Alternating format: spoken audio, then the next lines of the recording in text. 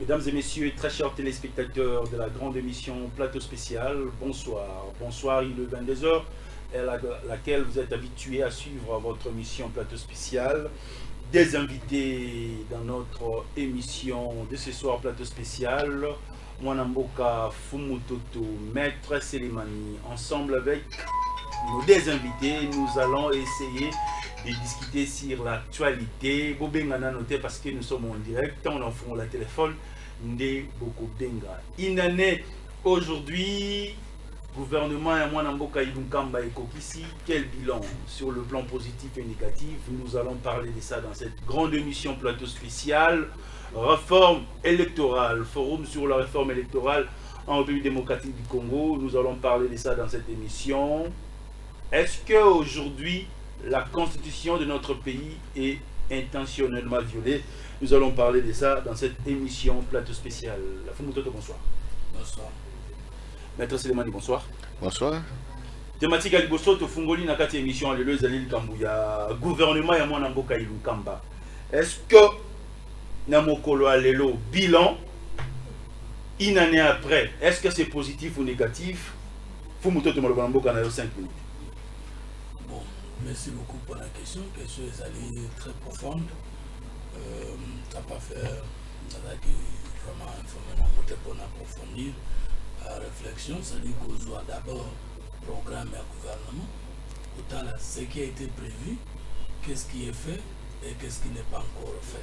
Ça signifie que l'analyse n'angaï est un peu superficielle, d'autant plus que sous-bassement, on a attendu avant l'émission. Parce que dans sa réforme, que tous les gars dans la télévision, mais c'est-à-dire je parle que de ce que je maîtrise. Mais pour analyser de façon superficielle, parce que les années questions à une année en gouvernement, et puis le gouvernement a composé à plus de 40 ministres, et aspect à vie et ZDD, mais nous avons besoin de 7 fonctions de l'État. Les 7 fonctions de l'État, pour analyser l'État, l'État est présent dans 7 fonctions.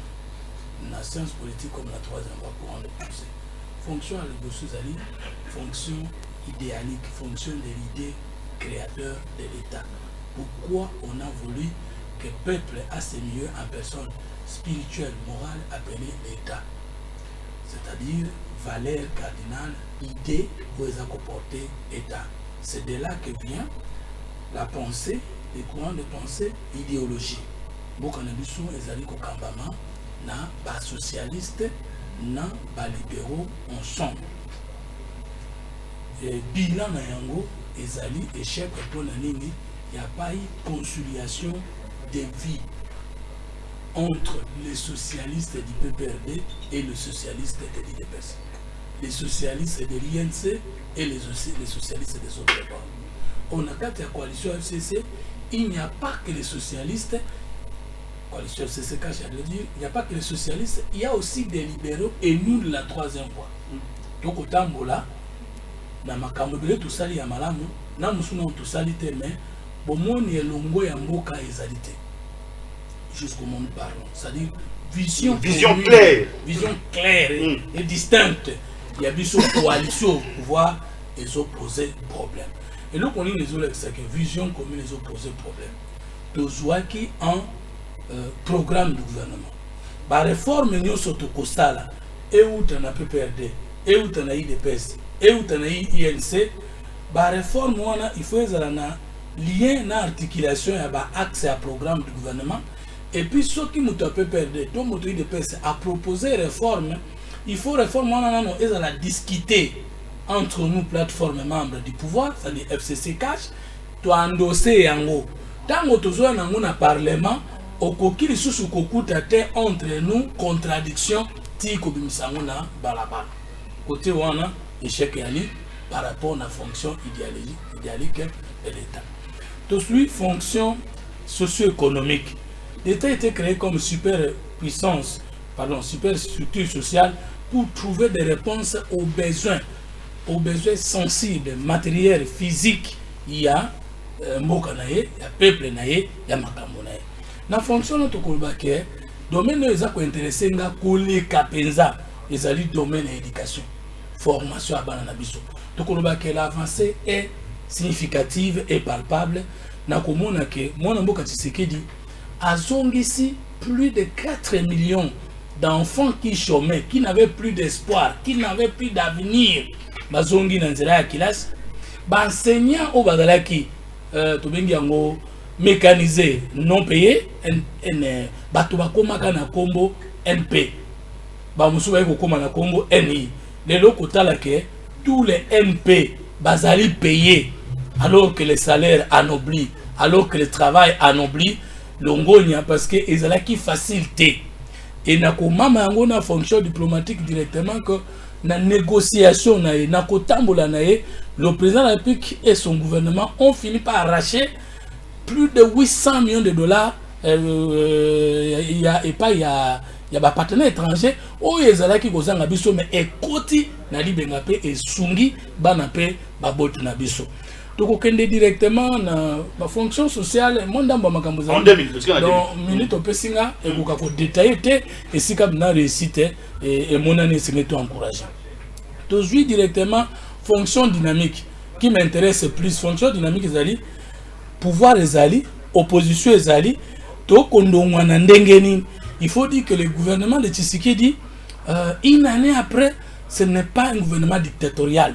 Ce n'est pas un gouvernement qui gêne les opposants. Ce n'est pas un gouvernement qui combat les manifestations publiques. En tout cas, au moins, la marche est diminuée parce que peut-être que la marche est la provocation, mais la marche est que nous, au Sengi, au Sali, au Monité, que c'est vrai qu'il y a eu des dérapages dans la marche, mais en tout cas, côté on a la liberté publique, tout en avance à Makassi, manifestation publique, tout en avance à Makassi, et puis Congolais, ils sont pour les canadiens, à tel et là, le banini, tout ça dit comment on a pensé que le gouvernement a dit côté les côté la liberté publique et à opposants, tout bateau, leader d'opinion, basali pendant d'accord dans le programme du gouvernement.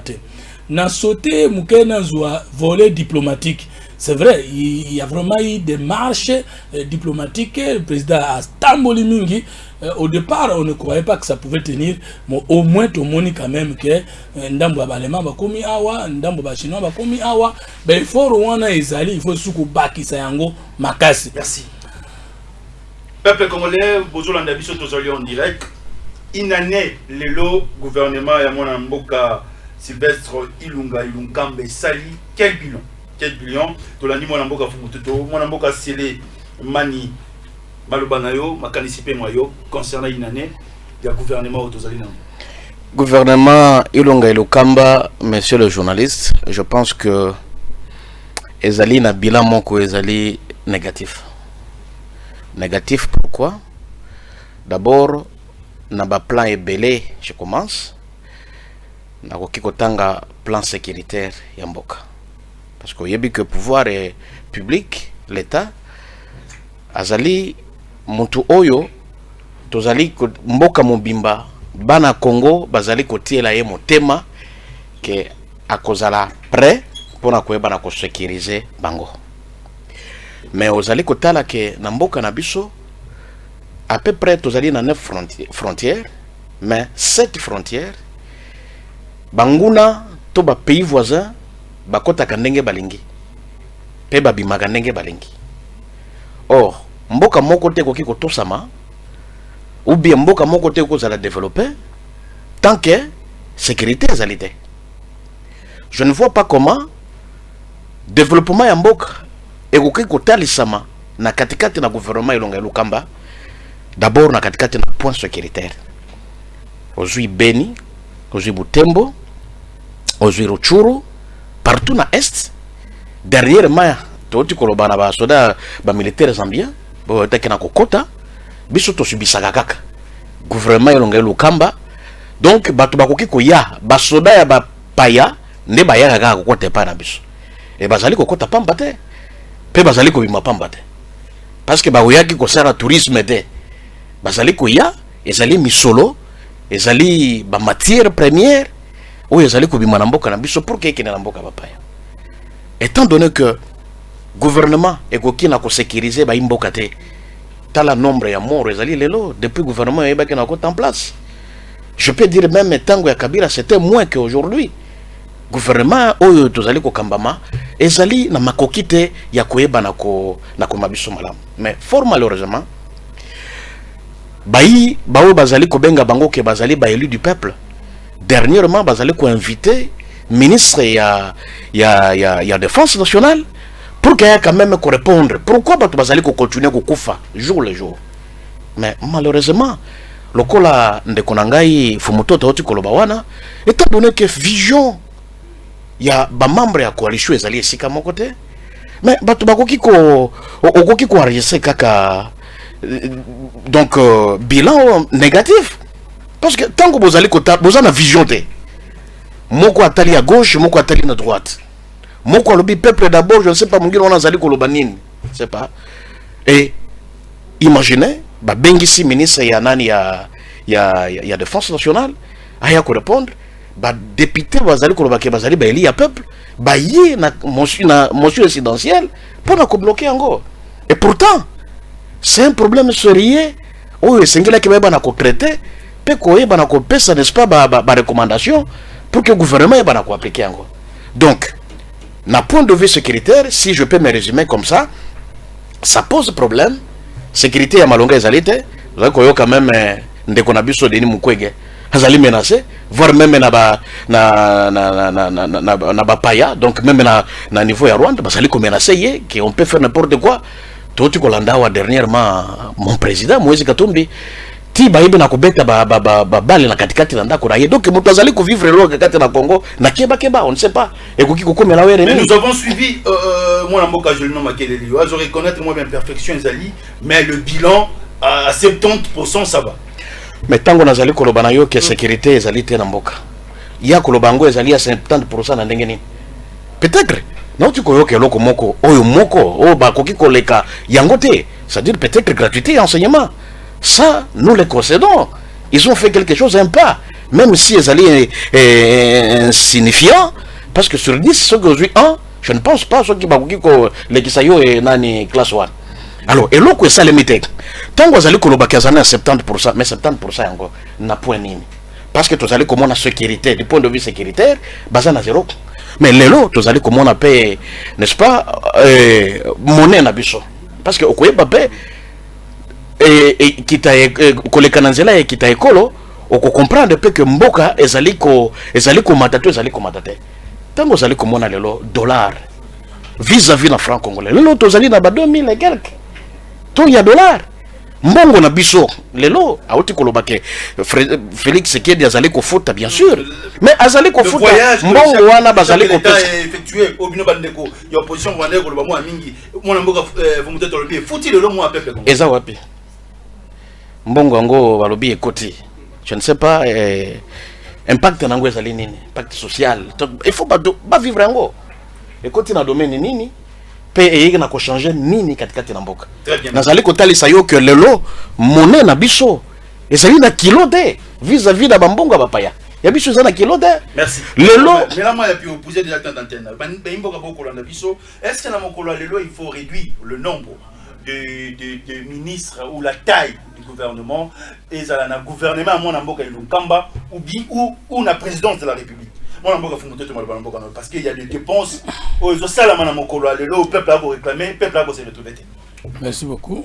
Dans le bail que l'État dans cette fonction à liboso l'idée ou l'idéal de l'État fonction balai fonction socio-économique fonction cette fonction socio-administrative ou fonction publique, fonction minei, fonction judiciaire, fonction mitano, fonction dynamique ou politique, fonction yamotoba, fonction sécuritaire, on de quoi fonction sambo, fonction diplomatique.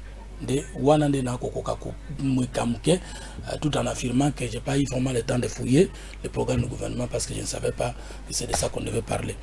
Alors, nakolobanande koboye. Sur le plan sécuritaire, ils allaient zéro T. Parce que sécurité, ils en a deux pôles. Sécurité intérieure, où est allé Moussala et la police. Non, sécurité de frontières, où est allé en cas d'attaque, la défense nationale, c'est-à-dire l'armée. On a deux ministères.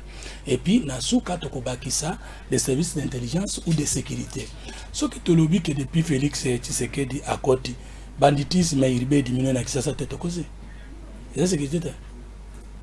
Sécurité, oui, na frontière, on ne peut pas dire que ça zéro. Parce que mbongo ya l'État est ça kokende, et fort ya autorité ezali, mais na notre comité na sécurité na ndenge to sengeli. Tango pe toza koloba ke ezali zéro te, tozali koloba te ke koki na o to luka. Togo féliciter par exemple 4 millions ban batongi na classe par rapport na niveau ezalaki te. Togo féliciter ba non payé, ba zuimbongo par rapport au zéro ou au néa, mais par rapport à la demande nationale. Na soki tolobi ke zéro, mais zéro mais na Kinshasa tozali, zéro mais na Mbujimai tozali, zéro mais na Bandundu tozali ou Grand Bandundu tozali. Non, il y a un travail qui est fait et qu'on ne peut pas dire que c'est zéro et c'est mauvaise foi. Il y a un travail qui est fait parce que même dans la zone occupée, nous avons quand même repoussé Bangouna dans le territoire Moussous. Nous avons battu les autres. Les uns ont déposé les armes et nous sommes en train de convertir les autres. Il y a contribution des aliko qui n'avaient fort. C'est pas Tanzanien. Je suis d'accord avec vous. Je ne suis pas d'accord que Bisoka Katole Laka. Parce que nous sommes toujours dans un état. Tous les états ont leur ministère de la défense. Le ministère d'attaque est à la Kawap. Équipe nationale ni boyoka na football ezalaka na ba défenseur, ezalaka na ba médiateur te, ezalaka na ba attaquant te. Mboko ele lisaka baninga te ele la kaka ebonga te. Donc il faut un jour ba voisin on appelle bango ba lela. Baloba na wanga na Congo, parce que chaque jour yo na baninga kaka ba beti o botala bazo betanga grand frère. Ozalaka na makasi te. Donc côté wana et le connait le ba ke bilé za négatif na situation de gestion. Les armes tombent, les frontières ouvertes, les frontières non contrôlées, il n'y a pas de mission, il n'y a pas d'arrestation, il n'y a pas de révocation, tout normal. C'est anormal. Côté où on a échec dans la façon de gérer, mais la sécurité, c'est que ça est parce que nombre de villes attaquées, nombre de provinces attaquées, de frontières attaquées, et nombre autres dans la sûreté de l'État, autres dans la sécurité de l'État, c'est-à-dire sécurité et l'équipe. Donc on ne peut pas dire qu'il y a des échecs. Très bien. Est-ce que deuxième chose, il faut réduire le nombre ou la taille du gouvernement et à la présidence de la République? Zola Nana Koba. Ici, quand échec, de casser dans une minute. Ici, quand échec, est parce que question de besoin d'insister. La fonction administrative, l'administration est fonctionner. Ngai ndenge nazali wana, nazana ba dossier oyo moto ya kangi siège à partir nga vandi na Kinshasa. Na funda ye na 4e mairie. Ça fait 2 ans likambo bakatakate. N'en parlons pas. Si aujourd'hui les autres se retrouvent dans l'état de droit, moi en tout cas, état de droit, n'a pas affaire politique, il y a eu quand même un effort considérable. Le procès de 100 jours, comme on a dit, le loi avec Tshisekedi Tokomo y va même que mbongo liamaka. Mais avec un petit contrôle, Toyoki, 100 millions et 63 millions d'individus. Bon, dans un état sans contrôle, il y a combien? Bon, même 400 millions. À l'objet, en gros, si tu dans la guise que directeur de cabinet a tout raison pour poursuivre. Tu sais que de la guise que le ministre va suivre. Et puis, procès à la politicien de la publique. Et puis, c'est quand même fort, le lot, dans Moutounio, c'est chef de corps, autorité et kokamba bato na kotambisa mbongo à l'état et ça opportunité pour nous konganza mape konginda yote. Très bien. Même ceux qui combattent, mais au salemi c'est déjà un signal fort pour l'état de droit, il faut reconnaître. Mais c'est effectivité parce que finance allouée dans fonctionnement de justice, les lois mubola ko na justice parce que pour faire fonctionner enquête, il faut que kayo muto fundi muto bimisa. Et puis ceux qui osent na mbongo te na ebite neni yo kolonga na justice. Pour répondre à la question de la parce que c'est une grande question sur l'évaluation et bilan à gouvernement. Je pense qu'on ne pouvait même pas prendre d'autres questions, sinon question négocier à la alors, tant que tu joues mon solo n'abison bilan échec. Pour nini, pour na kolona masangu, pe ba congolais balia et ça combien de mois. Je crois masangu ça culture il y a 3-4 mois. Depuis que ministre ya Gikiti la Saliwana, depuis que zona ina na ya gouvernement, to ka kolona masango te tala scénario to moni o elekina bokangalonzo, nombre ya engrais, nombre ya avion ya bilona o ye tuli na mboka o bato aza kolala nzala. Côté wana échec ezali lamentable. Merci. Maintenant, qu'est-ce qu'il faut faire? Je peux récupérer. Maître Selemani, même minute, 5 minutes. Est-ce qu'aujourd'hui nous sommes obligés de réduire taille et nombre dans le gouvernement, dans la présidence de la République, parce qu'il dépend de l'équipe. Merci beaucoup. Je crois que Ndekonangai Fumutoto azali kobunda pona koluka abi misamo eloko moko bazali kosala mais ezali mo pasi parce que azobi ki na Kinshasa azoloba pona première sécurité selon lui Kinshasa ezali na kimia et que donc c'est un pas mais ngana koyebisa ye que tango tozali na 26 provinces il faut koyeba combien de provinces bazali kolela chaque jour. Je vous cite Ituri. Je vous cite Nord Kivu, Sud Kivu, parce que si vous allez faire le bilan, vous remarquerez que parmi... Non, je dis... C'est moi qui pose des questions. Ituri, Nord Kivu, Sud Kivu, Maniema, 4, Katanga, 5. Donc, je peux dire que en dehors, tout simplement, il y a province. Et jusqu'à la 5. Les alliés belés. Au lieu qu'il y ait un tanga nyoso, je voulais justement dire. Bisika moi kimia. Oh ya zoloba, alobi na Kinshasa. Mais ah on a ba Congo, tout comme on a ndenge watu wazali kokufalo. C'est partout. Wapi nde bisiko vraiment congolais akoloba ke azali kola na kimia. Peut-être na capitale, mais na capitale pe nyoso te. Est-ce que kolone s'il était? C'est chaque jour où batu wazali kozwa passe. Peut-être que Mikolo Azolanda Molière te nde yango wana azali koloba bongo.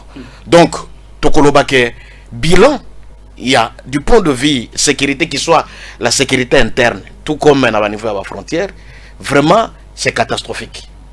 Et na kanisi ke tozoloba même le loba nande konanga Fumutoto mais sauf alinga ki koloba ke peut-être Kinshasa nde ezali bien solo ye. Alors tant que tozali koloba taille à gouvernement ça nous avons déjà dit depuis Kala que tozali na katikati na mboko oyo kitanabiso ezali ya malongate.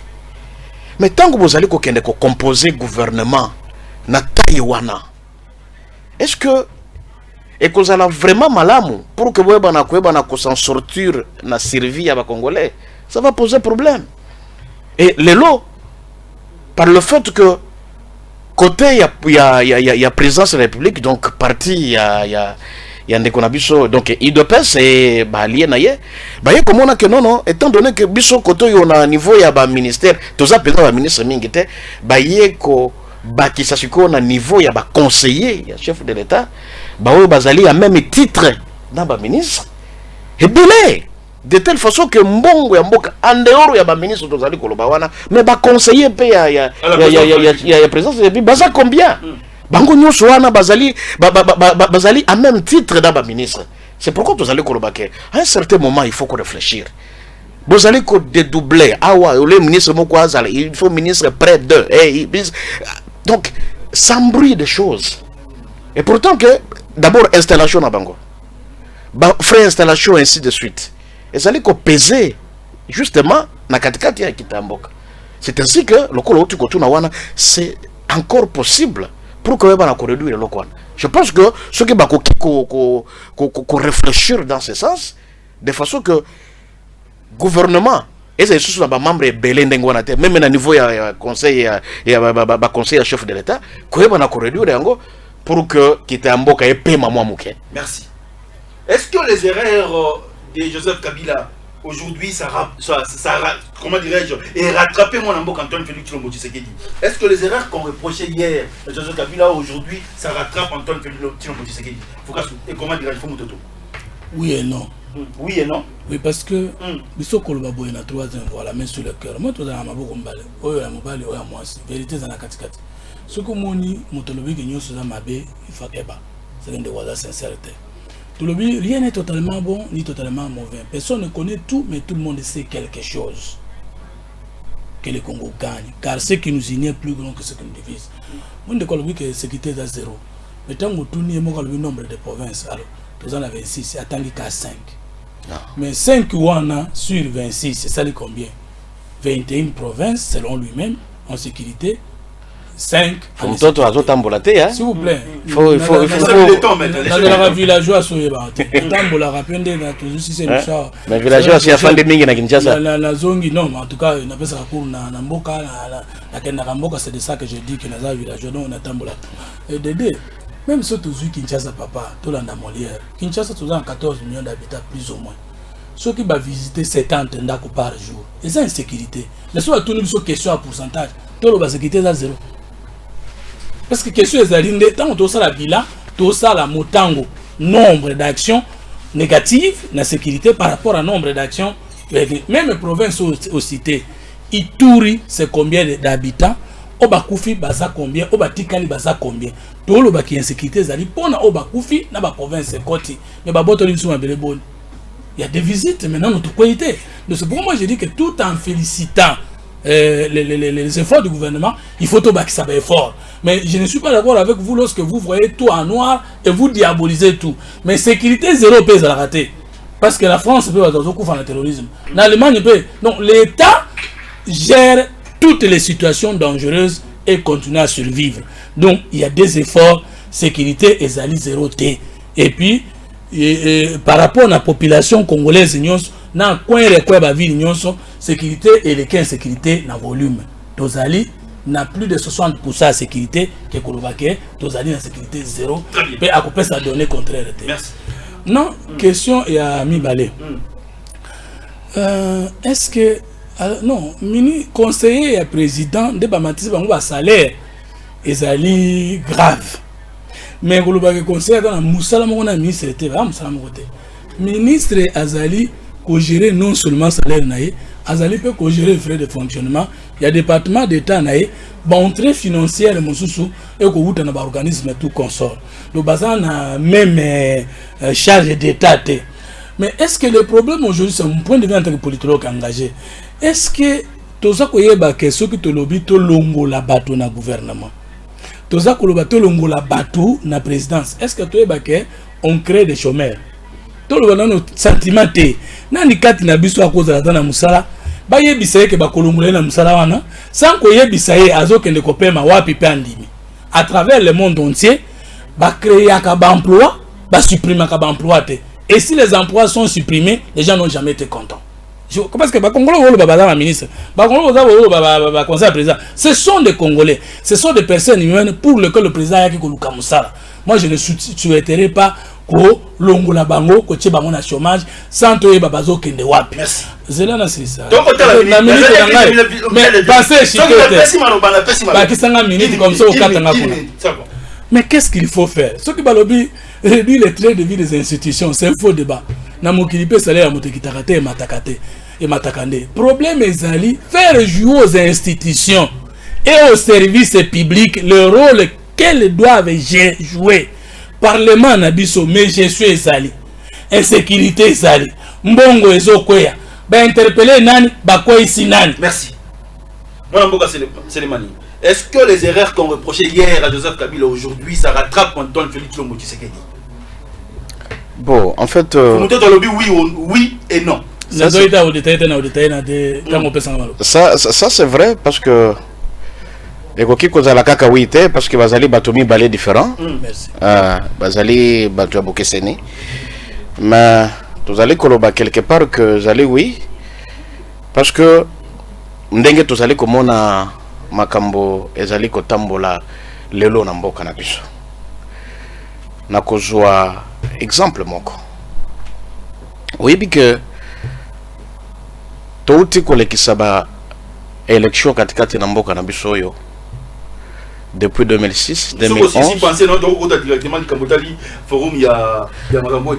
ah c'est d'ailleurs là où je voulais dire un mot pour dire que institution CENI oyo ezali appui à la démocratie ezali eloko moko esengeli biso nyonso toyeba na kotia maboko pour que yeba na kokende malamu mais toyi komona que na ba gouvernement donc na gouvernement utaki koleka donc gouvernement Kabila ya oyo uti koleka je voulais dire vraiment opacité moko ya makasi ezozala na ba organisation ya ba élection. Toi, comme on a dernièrement que président de la République parti naïe UDPS bah télémaki bazali ko réclamer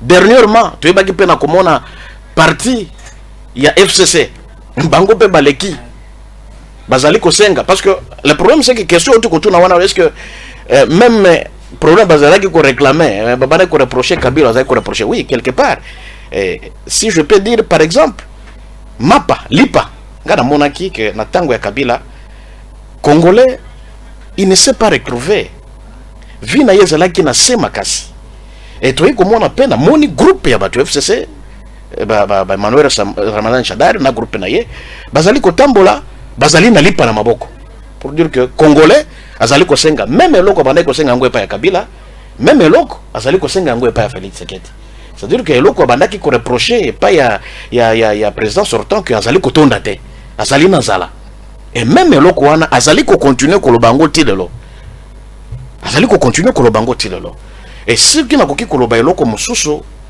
na tina na justice ce qui est vrai avancer moko ezali avancée significative toi comme na kebaye ko kanga nani directeur ya cabinet ya nani ya chef de l'état chose oyo esalemela noté mais eloko moko tozali ko déplorer yango pe parce que ba oyo bazala ki plus côté pe ya Kabila bazali mingi protéger tozali komona penza poursuite na bangote tokozala na vitesse na justice à double vitesse te loko les qui tango ya kala c'était ce que vous allez opposer bati au maboko donc quand moko babandaki kolandela mais quand mosusu babandaki kolanda mate ce que pour tali pe lelo ndenge nazali koloba wana ce que tali mingi na côté ya président sortant donc nyoso babaki na kosala wana ba tangela biso bukangalonso comment se fait-il que nani investissement à Mounene oui investissement à Mounene bongo ebe na kosalema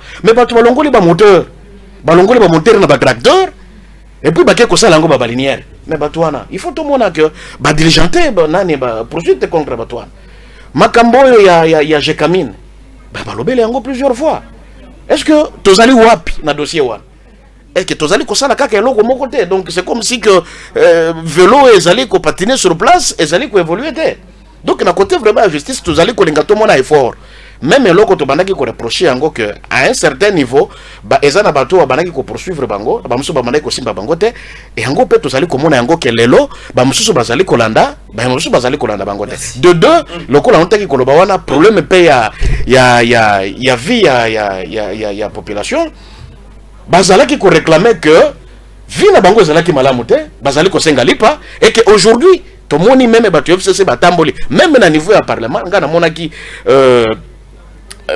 numéro 1 ya assemblée nationale azali ko telema azali ko zwa lipa na maboko c'est-à-dire bazali conscient que jusque là même problème